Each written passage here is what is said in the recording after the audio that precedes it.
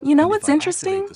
In my years working in the emergency department, the patients I worried about most were not always the ones who looked unhealthy.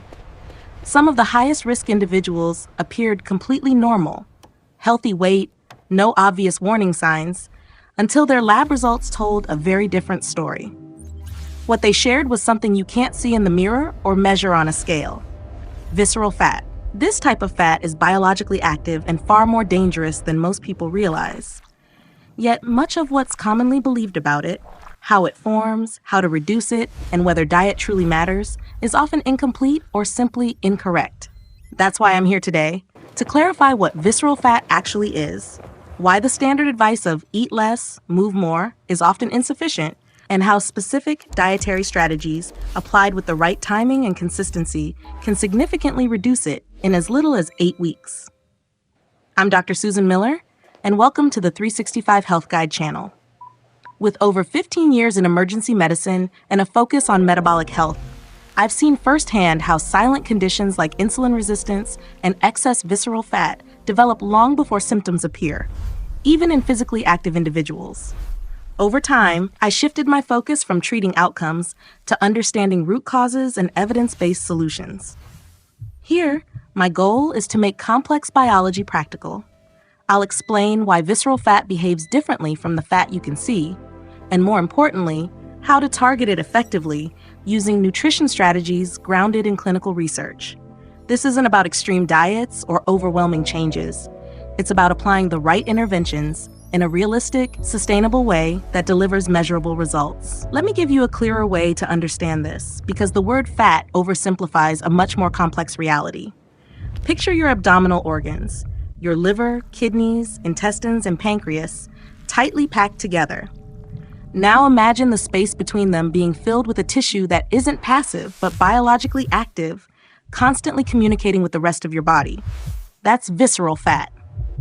Unlike the fat you can pinch on your arms or thighs, known as subcutaneous fat, which mainly stores energy, visceral fat is embedded deep within your abdomen and directly interferes with critical processes like blood sugar control, liver function, and hormonal balance. It's not just sitting there, it's actively working against your metabolism. What makes visceral fat particularly harmful is its constant release of inflammatory compounds into the portal circulation, which flows straight to the liver. One key molecule, TNF-alpha, disrupts insulin signaling in muscle cells. As a result, glucose remains in the bloodstream, forcing the pancreas to produce more insulin. Over time, this creates a cycle of insulin resistance and elevated insulin levels, both of which accelerate fat storage, especially in the abdominal region. There's another critical factor most people overlook. Visceral fat suppresses adiponectin, a hormone essential for efficient fat burning. When adiponectin levels are high, your body can effectively oxidize fat for energy. But when visceral fat reduces this hormone, as it often does, your metabolism slows down and fat loss becomes significantly more difficult, regardless of how little you eat. Here's the part that significantly changed how I approach fat metabolism. Your body contains a specialized tissue designed to burn fat for heat, brown adipose tissue. Unlike typical fat, brown fat is rich in mitochondria and contains a protein called UCP1, uncoupling protein 1, which allows it to convert stored energy directly into heat rather than storing it. What's clinically important is that visceral fat is one of the primary fuel sources used when brown fat is activated. So the real question isn't just how to eat less, it's how to create the internal conditions that encourage your body to mobilize and burn this specific type of fat more efficiently. This process depends on thermogenesis, but UCP1 doesn't activate on its own. It requires specific signals at the genetic level. One of the most promising natural compounds identified in research is fucoxanthin, a carotenoid found almost exclusively in brown seaweed. Unlike more common antioxidants, such as beta-carotene, fucoxanthin doesn't simply convert into vitamin A. Instead, it accumulates in visceral fat tissue and directly stimulates the expression of the UCP1 gene.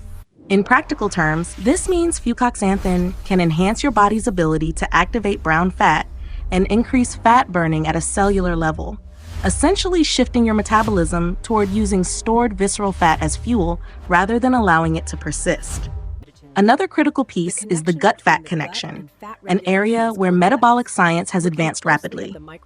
The bacteria in your lower intestine don't just aid digestion, they directly influence fat storage at the cellular level. Certain strains, such as lactobacillus, produce short-chain fatty acids that help reduce lipopolysaccharides, LPS, in the bloodstream. These bacterial toxins, when they pass through the gut barrier, trigger fat accumulation around internal organs. Lower LPS levels mean less signaling for visceral fat storage. There's also a powerful cortisol-driven feedback loop. Visceral fat contains a high density of cortisol receptors, making it especially sensitive to stress hormones. When cortisol rises, fat storage increases while fat breakdown slows. More importantly, visceral fat doesn't just respond to cortisol. It actively produces it through an enzyme called 11-beta-HSD1, which converts inactive cortisone into active cortisol within the tissue itself. This creates a self-sustaining cycle that promotes further fat accumulation unless specifically interrupted. Equally important is insulin sensitivity. Chronic inflammation, driven in part by compounds like TNF-alpha, impairs insulin receptor function, leading to elevated blood sugar and increased fat storage. What's often overlooked is the role of key micronutrients, particularly zinc and magnesium. Both are essential for proper insulin signaling. Without sufficient levels, glucose uptake into cells is compromised and metabolic dysfunction worsens. In clinical practice, many individuals with high visceral fat are deficient in these nutrients, not necessarily due to poor diet, but because modern food systems often lack mineral density. Replenishing them through targeted whole foods helps restore insulin function and supports the body's ability to regulate fat more effectively. I want to be precise here because the details matter. In a clinical trial at Hokkaido University, 151 adults with obesity were given either a fucoxanthin-rich extract from brown seaweed or a placebo. After 16 weeks, the fucoxanthin group lost an average of 14.5 pounds, with MRI scans confirming that the reduction was specifically in visceral fat, not subcutaneous fat. The placebo group showed virtually no change. That level of targeted fat loss is uncommon in nutrition research. A separate randomized, double-blind study from John Book National University followed 96 adults with excess visceral fat. One group consumed traditionally fermented kimchi daily for 12 weeks, while the control group ate non-fermented cabbage. CT imaging revealed a 24% reduction in visceral fat area in the kimchi group, along with improved insulin sensitivity and reduced waist circumference. The control group showed none of these benefits, clearly indicating that the effect came from the live probiotic bacteria, not the cabbage itself. Taken together, these findings highlight an important clinical insight. Specific compounds like fucoxanthin and targeted probiotic foods can directly influence visceral fat reduction through distinct biological pathways, rather than relying solely on calorie restriction. A 2022 meta-analysis published in Nutrients reviewed 18 randomized controlled trials and found that every 100 milligrams increase in dietary magnesium was associated with a 22% reduction in metabolic syndrome risk. Across studies, participants showed meaningful improvements in fasting insulin and insulin resistance, with consistently stronger effects from whole foods compared to supplements. At Kanazawa Medical University, researchers observed that daily tart cherry intake in overweight adults led to measurable reductions in both the cortisol awakening response and interleukin-6, one of the key inflammatory cytokines produced by visceral fat, within just 30 days, without any change in calorie intake. The effect appears to be driven by anthocyanins, which help suppress the enzyme 11-beta-HSD1, a major contributor to local cortisol production in fat tissue. Similarly, a study from University of Toronto examined inulin fiber consumption over 8 weeks and found a significant increase, over 30%, in beneficial gut bacteria such as Bifidobacterium and Akkermansia. This shift in the gut microbiome was directly associated with reductions in visceral fat measured through imaging, despite no changes in overall calorie intake. These findings reinforce a key clinical principle. Improving metabolic health and reducing visceral fat is not solely about eating less. It's about targeting the underlying biological systems that regulate inflammation, hormones, and the gut microbiome. Let's start with the first of 7 key foods: because the details, dose, timing, and preparation directly determine whether these compounds actually work in your body.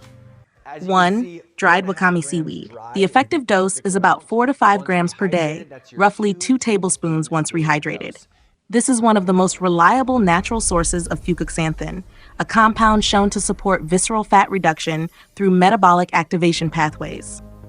Preparation matters. Soak the wakame in cold water for about 5 minutes, then drain and add it to salads, soups, or grain bowls. Avoid heating it above 140 degrees Fahrenheit, as fucoxanthin is heat sensitive and can be degraded with excessive cooking. Equally important, fucoxanthin is fat soluble. Without dietary fat, absorption is minimal. Pair wakame with healthy fats such as sesame oil, avocado, or the natural fats already present in your meal to ensure proper uptake. In clinical terms, this isn't just about adding a healthy food, it's about preserving and delivering the active compound in a way your body can actually use. 2. Kimchi. Aim for about half a cup daily, ideally with your largest meal. Choose traditionally fermented, refrigerated kimchi, not the pasteurized, shelf-stable versions. Pasteurization destroys beneficial lactobacillus strains, which are key to its metabolic effects. Check the label. It should contain Napa cabbage, chili flakes, garlic, ginger, and fermented seafood like fish sauce or salted shrimp. If vinegar is listed, it's pickled, not fermented, and won't deliver the same benefits. Eat kimchi cold or at room temperature. Heating above 115 degrees Fahrenheit kills the live bacteria. Consuming it with a meal improves bacterial survival through stomach acid, increasing the likelihood that these microbes reach the gut and positively influence fat metabolism. 3. Tart cherries. 1 cup fresh or frozen, or about 8 ounces of unsweetened tart cherry juice taken roughly 1 hour before bed. Timing is critical. Cortisol naturally declines in the evening, and tart cherries appear to enhance this effect by suppressing the enzyme 11-beta-HSD1, which drives local cortisol production in fat tissue. Frozen cherries are just as effective as fresh. Avoid sweetened dried varieties, as added sugars can counteract the anti-inflammatory and metabolic benefits. Properly used, tart cherries support both hormonal balance and visceral fat reduction through targeted biochemical pathways. 4. Pumpkin seeds. 2 tablespoons daily with breakfast, ideally raw or lightly dry toasted, not roasted in oil. This amount provides roughly 2.2 milligrams of zinc and 74 milligrams of magnesium in highly bioavailable forms. These minerals are essential for proper insulin signaling, and morning intake aligns with your body's natural peak in insulin sensitivity, making absorption and utilization more effective. Store them in an airtight container to prevent oxidation, as their healthy fats degrade quickly when exposed to air. 5. Jicama. 1 cup raw and sliced, about 130 grams, works well as an afternoon snack. Jicama is a mildly sweet, crisp root vegetable, similar in texture to a water chestnut. It delivers close to 6 grams of inulin fiber, a prebiotic that specifically supports beneficial gut bacteria, such as Akkermansia and Bifidobacterium, both strongly linked to reduced visceral fat. Eat it raw, as cooking breaks down the inulin structure and reduces its effectiveness. For better results, pair it with a glass of cold water. Lower temperatures can slow digestion slightly, allowing more inulin to reach the lower intestine intact. This is a simple but clinically relevant way to support gut health and, indirectly, fat metabolism. 6. Hemp seeds. About 3 tablespoons daily, ideally added to a midday meal.